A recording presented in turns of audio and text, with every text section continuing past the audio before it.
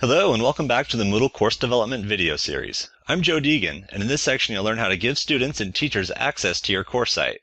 So let's go ahead and get started. Okay, now you've got your course site all set up, and you're ready to start putting it to use by enrolling students and assigning teachers.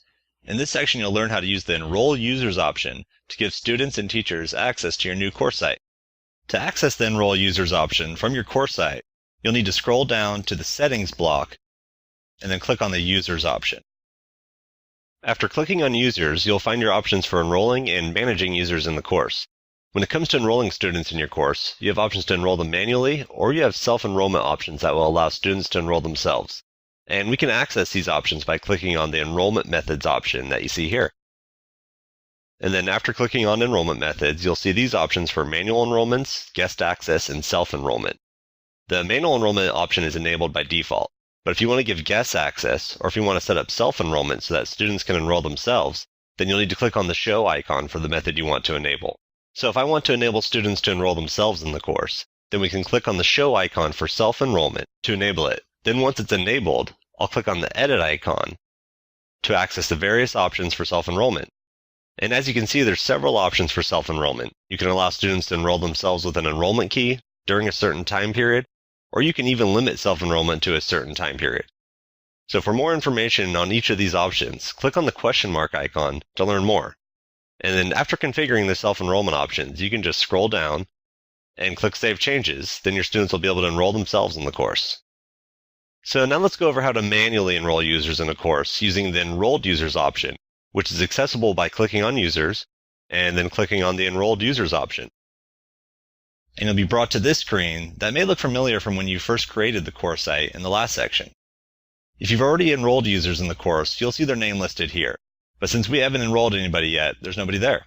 So to enroll new students in the course, you'll click the Enroll Users button. And you'll be brought to this window where you can select the role and which users you'd like to enroll. In most cases, you'll be using the student role for the users that will be participating in the course. Or you may want to assign them to be teachers if you'd like them to do things like grade assignments or set up the course site. But for this example, I'll go ahead and select student. And then after selecting the role, you can go ahead and select the users to enroll by clicking the Enroll button next to each of their names. So I'll go ahead and enroll these test students by just clicking the Enroll button. Okay, so you can see I enrolled test student 1, 2, and 3, so they no longer have enroll buttons available. And then now if I go back to this screen and allow it a second to refresh, you'll see they now appear as students in the course. So this is everybody who is listed, who is enrolled or even has access to the course. And then you can see the roles here. So if you had some teachers also in here, or one teacher in most cases, you would see it would say teacher right here. So now that we have our students enrolled, let's add a teacher who will be able to manage the course. So to add a teacher, we'll go back to the Enroll Users option. And this time we'll select Teacher from the Assign Roles drop-down menu. So I'll go ahead and select Teacher here. And we'll go ahead and select Johnny Tester to be our teacher. So we'll click Enroll.